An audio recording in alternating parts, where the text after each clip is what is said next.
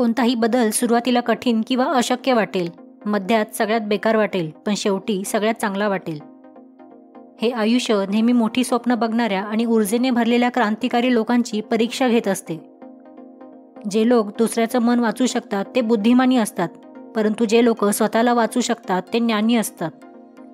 कुठल्याही प्रकारच्या दबावामधून बाहेर पडण्यासाठी सर्वप्रथम स्वतःला स्थिर ठेवा आणि आपल्या सहजवृत्तीचे पालन करा आणि विचारांमध्ये स्पष्टता ठेवा.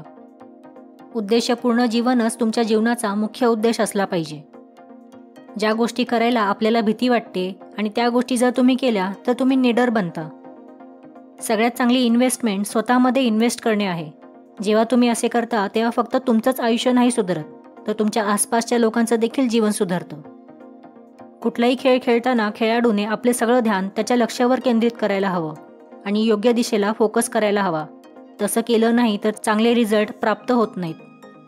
कधीकधी सक्सेस योग्य किंवा अयोग्य निर्णय घेण्यावर अवलंबून नसते, तर फक्त निर्णय घेण्यावर अवलंबून असते. मी कधीही लांबच्या गोष्टींचा विचार करत नाही, एका वेळेस फक्त एकाच गोष्टीचा विचार करत असतो. मी माझ्या वडिलांना पाहत मोठा झालो आणि लोकांसोबत कसे वागायचे हे मी त्यांच्याकडून शिकलो.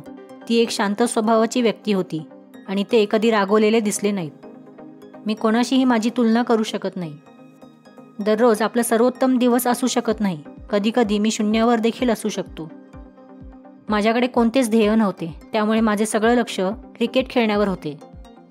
सतत काम करण्याची सवय मला आईकडून मिळाली, कारण ती नेहमीच काम करत असते. प्रत्येकाच्या आयुष्यात काही क्षण हे निराशा देऊन जातात, पण शांतपणे उभे राहून निराशेविरुद्ध लढा देणे खूप महत्त्वाचे असते. लहानपणापासून मला माझ्या वडिलांसारखे व्हायचे होते. माझे वडील असे म्हणायचे, जे काही बनायचे असेल ते चांगल्या मनाने बनायचे. कधीही शॉर्टकटचा मार्ग निवडू नका.